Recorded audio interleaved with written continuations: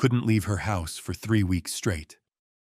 Today, she makes $200,000 teaching Fortune 500 executives how to breathe. Not despite her anxiety, because of it. No psychology degree, no certifications, just integrated shadow turned into a $250,000 service. And Carl Jung saw this coming 60 years ago. Your shadow, he said, contains gold. He just didn't know it would be literal. Right now, someone will pay you $5,000 to help them heal exactly what almost destroyed you. They're Googling their pain at 3 a.m., finding experts who've studied it but never lived it, while you're hiding the exact medicine they need. If that hits different, if you felt something shift when I said that, subscribe right now. Because we're about to expose why your deepest wound is your highest value asset. And drop a comment. What shadow are you still hiding that someone desperately needs? Share this with that friend who's brilliant but broke because they think their mess disqualifies them. Let's begin. Let me ask you something that might make you uncomfortable. What part of your life do you leave out of your LinkedIn profile? The bankruptcy, the divorce, the addiction, the breakdown, the diagnosis? Now, what if I told you that's exactly what people are desperate to pay you for? Not your successes, your survival. Carl Jung defined the shadow as everything we've pushed into the unconscious. The rejected parts, the not good enough parts, the parts that don't look professional. But here's the plot twist Jung saw coming. Until you make the unconscious conscious, it will direct your life and you will call it fate. And in today's world, that direction includes your income. Think about it. We're living in what I call the authority crisis. Everyone has access to information. ChatGPT can write your business plan. YouTube University can teach you anything. But you know what AI can't do? It can't say, I've been where you are. I've felt that exact pain, and I found a way through. That's shadow currency. That's what creates energetic transactions, not just financial ones. When someone hires you because you've integrated your shadow, they're not buying your service. They're buying your frequency. They're investing in the proof that transformation is possible, because you're living evidence. But most people are out here trying to compete on credentials while hiding their credibility. They're polishing their persona while their shadow holds all the gold. Here's a real example. 2 business coaches, same price point, same framework. One talks about scaling to 7 figures with perfect systems. The other says, I built this business after my husband left, and I had $67 in my bank account with 2 kids to feed. Who do you trust with your transformation? The shadow speaker. Every time. Because the unconscious recognizes truth before the conscious mind can analyze it. Now let's talk about why you're exhausted. Not physically tired, soul tired. Because maintaining a persona, what Jung called our social mask, is the most expensive energy leak in existence.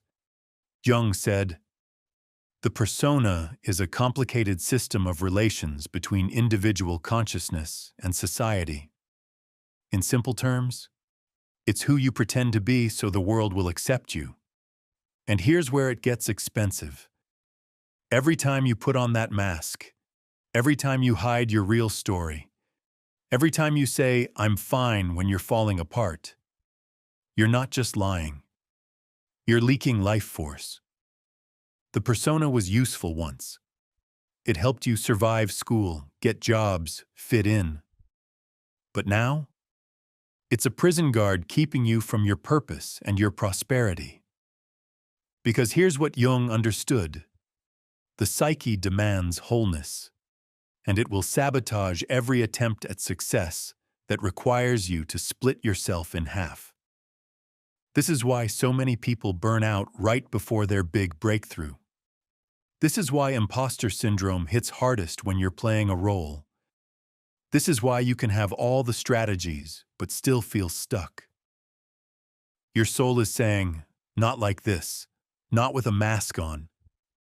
I worked with a therapist who was making decent money but felt dead inside. Turned out, she was hiding that she'd been in therapy herself for religious trauma. She thought it made her look weak. The moment she started sharing that story, her practice filled up with clients who'd been searching for someone who understood. Her income tripled. Not because she got better at therapy, because she stopped performing it and started embodying it. Jung would call this individuation in action, the process of becoming who you truly are, not who you think you should be. And here's the kicker. In an economy that's starving for authenticity, individuation isn't just psychologically healthy, it's financially revolutionary. This is where Jung gets prophetic. He said individuation, becoming whole, was the point of human existence. But what if it's also the future of entrepreneurship? Let me map this out using Jung's own framework. Individuation has clear stages, and each one translates directly into business evolution. Stage 1. Recognition. You finally see your shadow, the pain, the pattern, the thing you've been running from. In business terms, this is market research of the soul. You're identifying the exact wound you're here to help heal, not through surveys, through your own scars. Stage 2. Integration. You stop rejecting the shadow and start relating to it. You alchemize shame into wisdom. In business, this is where you stop copying other people's frameworks and start creating from your own transformation. Your methodology becomes your mythology. Stage 3. Transformation. The shadow isn't shadow anymore. It's integrated strength. What tried to destroy you becomes what defines you. In business, this is where you magnetize your tribe. People who need exactly what you've learned through exactly what you've lived. Stage 4. Transmission. You become a bridge for others. Your individuation creates a template, a frequency, a possibility. In business, this is where scaling happens naturally, not through hustle, through resonance. Here's a real example. A woman I know had severe postpartum depression, nearly didn't survive it. Classic shadow material, pain, shame, isolation. But she did the work, integrated it, transformed it. Now she runs $1 million business supporting new mothers, not with clinical knowledge, with lived knowing. Her business model? Pure individuation, her market research, her own dark night, her unique value proposition. She's been to hell and brought back a map. Jung said, "The privilege of a lifetime is to become who you truly are." What he didn't say, but what's becoming clear, is that it's also the most profitable thing you can do. Because when you build from your becoming, you're not competing. You're creating a category of one. You're not following market trends. You're following soul instructions.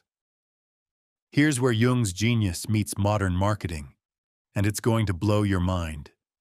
Jung discovered something called the collective unconscious. Basically, we're all swimming in the same psychic ocean, sharing symbols, patterns, and stories. This is why your personal story creates universal resonance. This is why when you speak your specific truth, people say, "It's like you're reading my mind." You're not.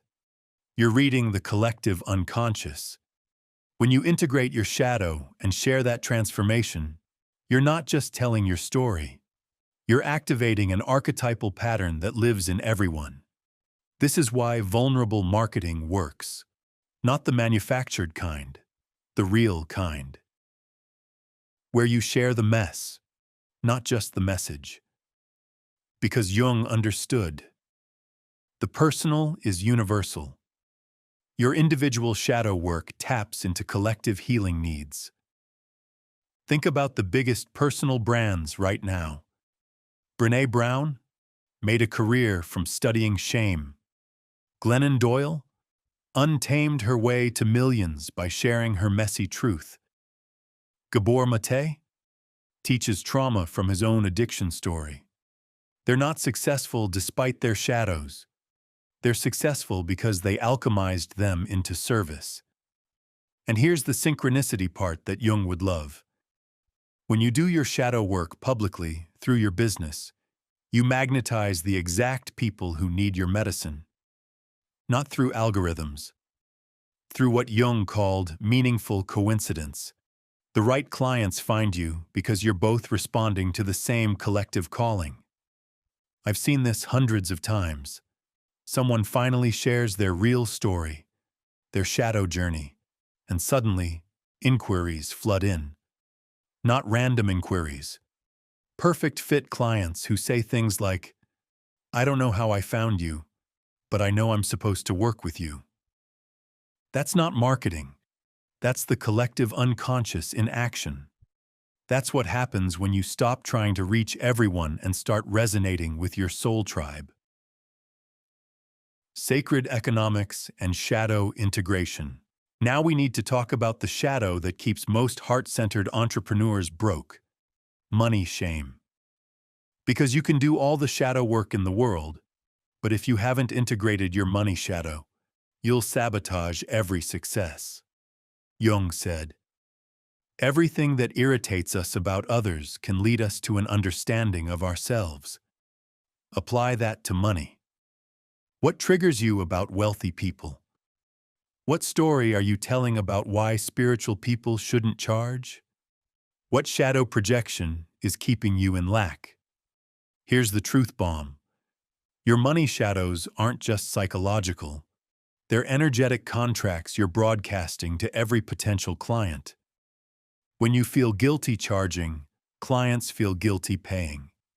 When you undervalue your transformation, they undervalue their investment. When you apologize for your rates, you're teaching them your work is something to apologize for. But when you integrate your money shadow, when you recognize that charging well for shadow work is part of your individuation, everything shifts. Because here's what Jung understood about exchange. It's archetypal. The giving and receiving of value is as old as humanity itself. It's not capitalism, it's consciousness in motion. A coach I know struggled with this for years. Brilliant shadow worker, terrible at receiving money, always discounting, always struggling.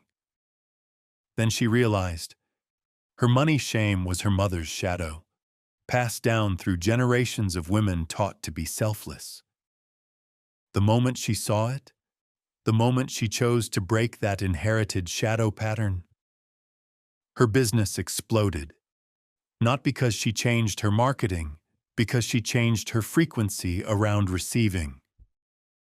Jung talked about projection, how we see in others what we can't see in ourselves. This happens with money constantly.